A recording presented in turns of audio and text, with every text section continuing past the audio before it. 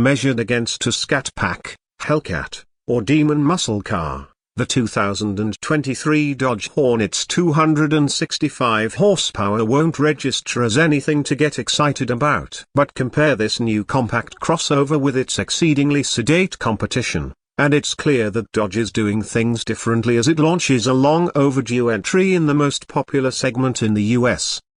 The class favorites are the Toyota RAV4, a Honda CR-V, and a Nissan Rogue. You all subscribe to a common formula: standard front-wheel drive and just enough power to keep from getting run over while merging onto a freeway. When it goes on sale in December 2022, Dodge's base model, the Hornet GT, will buck convention with standard all-wheel drive and enough grunt for a claimed 6.5-second 0-60 time. For speed junkies, there's also a catalogue of performance parts that won't void the warranty and a quicker plug-in hybrid model. We should note that Dodge is saying the Hornet GT's Hurricane 4 turbocharged 2.0-liter i4, which pairs with a 9-speed automatic, will make 295 pounds-to-feet of torque and at least a 265 horsepower. Don't be surprised if a few more horses show up for production. That level of performance and all-wheel drive traction won't come free,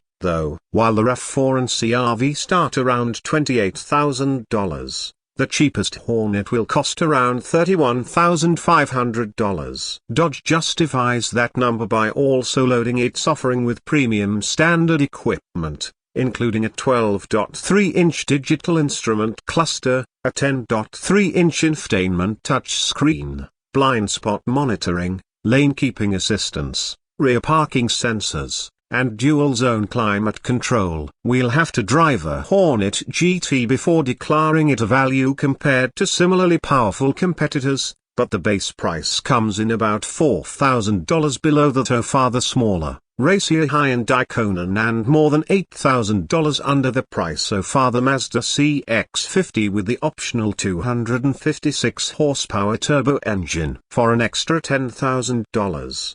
Hornet buyers can step up to the RT model with a plug-in hybrid powertrain promising at least 285 horsepower and 383 pounds-to-feet of torque. The RT, which goes on sale in the spring of 2023, drives its front wheels through a 6-speed automatic transmission using a turbocharged 1.3-liter i4 with a 44 horsepower starter generator. A 121 horsepower electric motor turns the rear wheels. The 15.5 kilowatt-hour battery pack allows for more than 30 miles of pure electric driving, while Dodge's PowerShot feature attempts to lure gearheads with gas in their veins into opening their minds to electrification. With the tap of a steering wheel paddle, PowerShot unleashes an additional 25 horsepower for 15 seconds at a time, trimming the R/T's 0-60 time by a full second, down to a claimed 5.1 second sprint. Dodge is also crowing that the RT is capable of 0.90 grams of lateral grip and is driving home the plug-in's performance positioning with 18-inch wheels,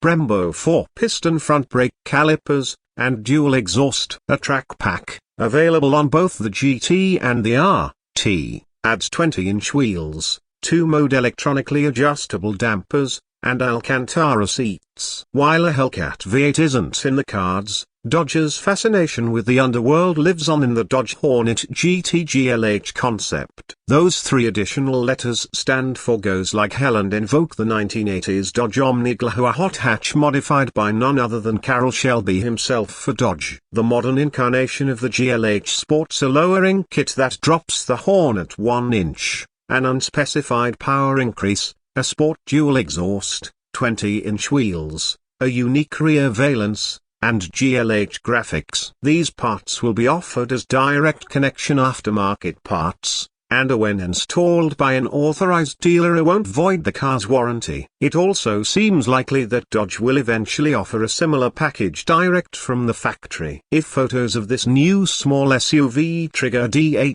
copyright AVU or the specs sound familiar, that's because the Hornet is our 2023 Alfa Romeo tonally wearing a Dodge mask. These compact crossovers offer the same powertrains, use the same bodies, and come out of the same Italian factory. More of this badge engineering seems inevitable if Stellantis is going to keep Dodge, Alfa, and the dozen other automotive brands under its care well fed with new products. At the price point and performance being advertised, it looks like Dodge is on the winning side of this particular parts sharing arrangement, but we're left wondering, is the Hornet a discount luxury crossover, or is the Alfa Romeo tonal a Dodge in a tailored suit? We'll need more time with both vehicles to answer that. If there's one thing to kvetch about, it's that the blunt front-end styling of the Charger and Durango look out of place transplanted on the softer lines of the Hornet compact crossover. Oh,